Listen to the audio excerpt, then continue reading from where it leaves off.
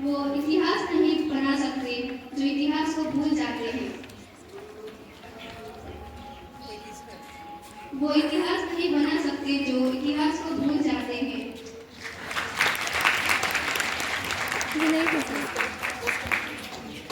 ये समान प्रावधान व नियम कायदे हैं। साथियों, संविधान दिवस सिर्फ देश की सरकार और राजनीतिक पार्टियों का पर्व नहीं है। दिवस सभी के लिए समान प्रावधान व नियम कायदे हैं। साथियों, संविधान दिवस सिर्फ देश की सरकार और राजनीतिक पार्टियों का पर्व नहीं है, बल्कि यह पूरे देश की जनता का पर्व है। देश के हर नागरिक के लिए यह गर्व का दिन है। देश का एक जिम्मेदार नागरिक होने के नाते हमारा यह कर्तव्य है कि हम लोग इस उत्सव को पूरे जोश के साथ मनाएं। Good afternoon everyone, respected sisters, teachers and all the students. आज हम क्लास 11 की छात्राएं आप लोगों के समक्ष संविधान दिवस के उपलक्ष्य में एक नाटक प्रस्तुत करने जा रहे हैं और हमारा विषय है संविधान के मौलिक अधिकार। भारतीय संविधान में मौलिक अधिकारों का वर्णन अनुच्छेद 12 से 35 में मिलता है। संविधान में 6 मौलिक अधिकार हैं, जो है समता का अधिकार, स्वतंत्रता का अधिकार, शोषण के विरुद्ध अधिकार, धर्म की स्वतंत्रता का अधिकार, संस्कृति और शिक्षा संबंधी अधिकार और संवैधानिक उपचारों का अधिकार। तो सबसे पहले हम देखते हैं हमारा समता का अधिकार।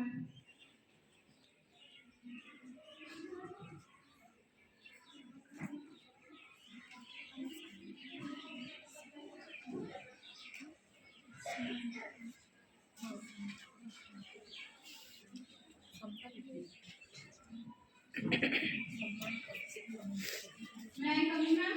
Yes, come in. Good morning, ma'am. Good morning. You may sit now. Thank you, ma'am. तो सबसे पहले आप ये बताइए कि ये कुछ आप टेंशन मत लीजिए, आपका सिलेक्शन हो जाएगा। Okay, thank you ma'am.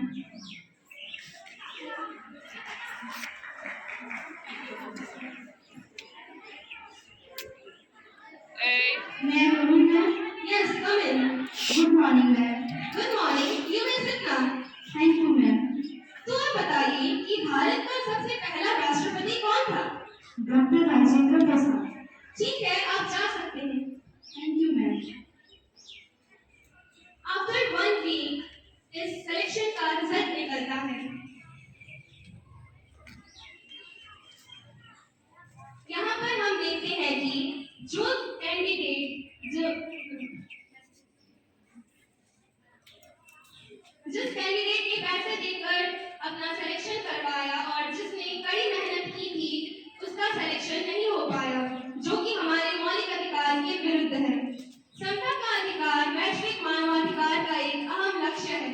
Bharat के संविधान में भी समानता का अधिकार दिया गया है।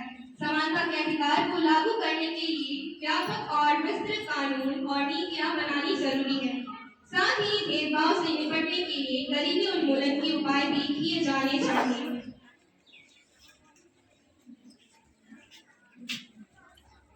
अब हम देखते हैं हमारे संविधान का दूसरा मौलिक अधिकार, जो कि है स्वतंत्रता का अधिकार।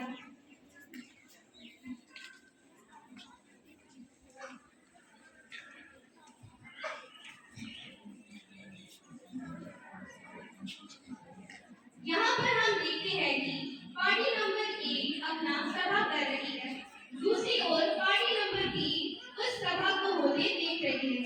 पार्टी नंबर 1 अपनी पार्टी को आगे बढ़ाने के लिए बहुत सारे अच्छे संकल्प ले रही है, लेकिन पार्टी नंबर 3 को यह सहन नहीं होता है और वे आते हैं और इस सभा को भंग कर देते हैं और उन्हें सभा करने से रोक देते हैं, जो कि हमारे मौलिक अधिकार के विरुद्ध है। तो देशवासियों, भारतीय संविधान के अनुच्छेद 19 से 22 में स्वतंत्रता के अधिकार का उल्लेख है। यह अधिकार नागरिकों को कई मौलिक स्वतंत्रताएं देता है, जैसे सभा करने की आजादी, भाषण और अभिव्यक्ति की आजादी, शांतिपूर्ण और अस्त्र शस्त्र रहित सम्मेलन करने की आजादी, समुदाय और संघ बनाने की आजादी, आने जाने की आजादी, रहने की आजादी, व्यवसाय करने की आजादी। संविधान के अनुच्छेद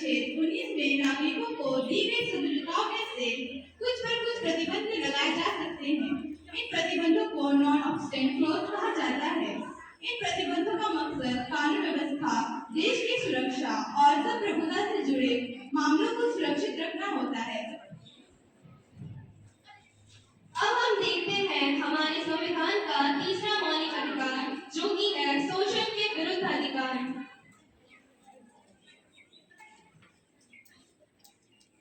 जी मालकिन, हो गया। अरे कहाँ हुआ? ऊपर तो देखो, उधर इतना सारा कचरा पड़ा हुआ है। ठीक से साफ करो वरना आज रात का खाना नहीं मिलेगा तुम्हें। जी मालकिन। सामने से एक औरत गुजरते हुए देखती है कि वह मालकिन उस छोटी सी बच्ची पर कितना अत्याचार कर रही है। फिर वह औरत बच्ची के पास जाकर पूछती है कि अरे बच्ची, तुम कैसी हो? ठीक हो मालकिन। अच्छा, तुम्हारी उम्र क्या है? 12 वर्ष।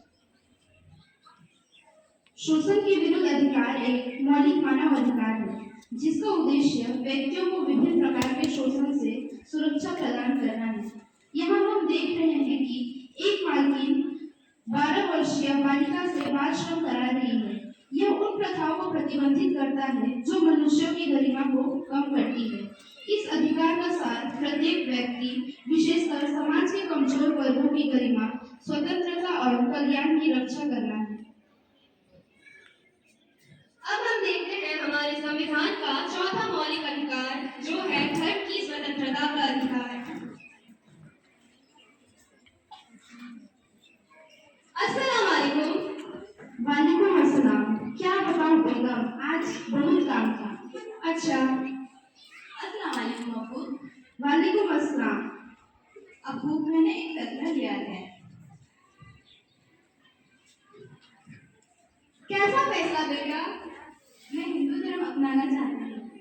ये क्या कह रही हो नादिरा? जब क्या बकवास है? क्या हुआ भाईजान, क्या बात है? आप जानते नहीं यह क्या बोल रही है? हुआ क्या है? ये बेवकूफ बोल रही है कि इसे हिंदू धर्म अपनाना है।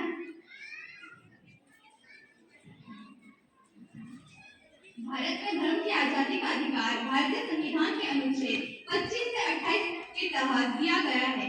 इसके मुताबिक हर व्यक्ति को यह अधिकार है। धर्म की आजादी का मतलब है कि किसी व्यक्ति को बिना किसी दबाव के अपनी पसंद का धर्म या विश्वास अपनाने और उसका पालन करने का अधिकार हो। अपने पसंद का धर्म या विश्वास चुनने और अपनाने की आजादी, दूसरों के साथ या अकेले सार्वजनिक या निजी तौर पर पूजा, शिक्षण, अभ्यास और पालन करने की आजादी, धर्म को स्वतंत्र रूप से मानने, अभ्यास करने और प्रचार करने की आजादी, अपने धर्म के मामलों का प्रबंधन करने की आजादी। अब हम देखते हैं हमारे संविधान का पांचवा मौलिक अधिकार, जो कि है संस्कृति और शिक्षा संबंधी अधिकार। पापा, हाँ बेटी, बोलो। पापा, वो मुझे पढ़ाई करने के लिए बेंगलोर जाना है। ये क्या कह रही हो तुम? जितना अभी तुमको पढ़ने को मिल रहा है उतना में ही खुश रहो, वरना आगे की पढ़ाई नहीं करने दूंगी। तुम लड़की हो तो घर में मम्मी का काम हाथ बटा। ठीक है पापा। पापा, हाँ बेटा, बोलो। पापा मुझे आगे की पढ़ाई के लिए बेंगलोर जाना है। हाँ हाँ, जाओ, अपनी पढ़ाई अच्छे से करो। बट पापा मुझे पैसे चाहिए थे। पैसे? कितने पैसे बोलो? वही कुछ 20,000। 20,000? ये लो, तुम 30,000 लो और अपनी पढ़ाई अच्छे से करो। थैंक यू पापा। संस्कृति और शैक्षिक अधिकार मानव अधिकार है, जो सभी संस्कृतियों, धर्मों और भाषाओं के लिए समानता और सम्मान को बढ़ावा देते हैं। इनमें अभिव्यक्ति की स्वतंत्रता का अधिकार, शिक्षा प्राप्त करने का अधिकार और सांस्कृतिक जीवन में भाग लेने का अधिकार शामिल है। अब हम देखते हैं हमारे संविधान का छठवां मौलिक अधिकार, जो कि है संवैधानिक उपचारों का अधिकार।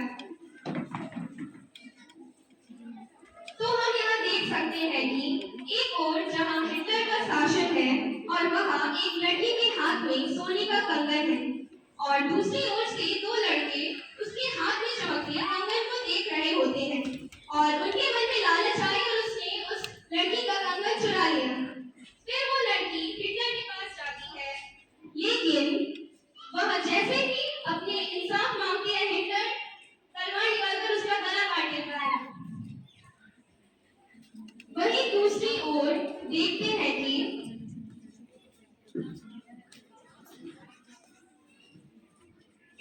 यहाँ लोग का शासन है।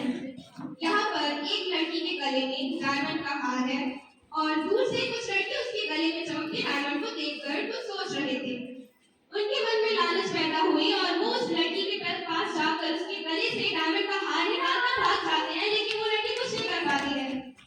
फिर वह लड़की न्यायालय में जाती है और जज के सामने अपना केस दायर करती है और जो जज है वो उन्हें कहते हैं कि आपका अधिकार है, संवैधानिक उपचारों के अधिकार के तहत आपका केस दर्ज किया जा रहा है और आपके गले का डायमंड मिल जाएगा। संवैधानिक उपचार का अधिकार भारतीय संविधान के अनुच्छेद 32 और 226 में निहित है। यह अधिकार किसी व्यक्ति को अपने मौलिक अधिकारों के उल्लंघन के मामले में न्यायालय में जाने का अधिकार देता है। इसे संविधान का हृदय माना जाता है। Doctor B R. अम्बेडकर ने इसे संविधान का हृदय और आत्मा कहा था।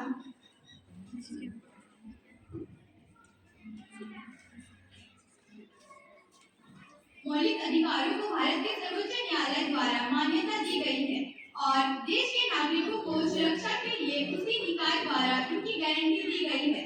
मौलिक अधिकारों का उल्लंघन नहीं किया जा सकता। ये अधिकार व्यक्ति के हर पहलू के विकास के लिए जरूरी है।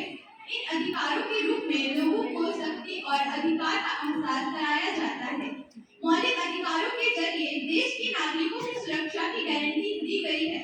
मौलिक अधिकारों के जरिए देश की धर्मनिरपेक्षता और लोकतंत्र को बनाए रखने में मदद मिलती है। संवैधानिक उपचार के अधिकार के तहत अगर किसी मौलिक अधिकार का उल्लंघन होता है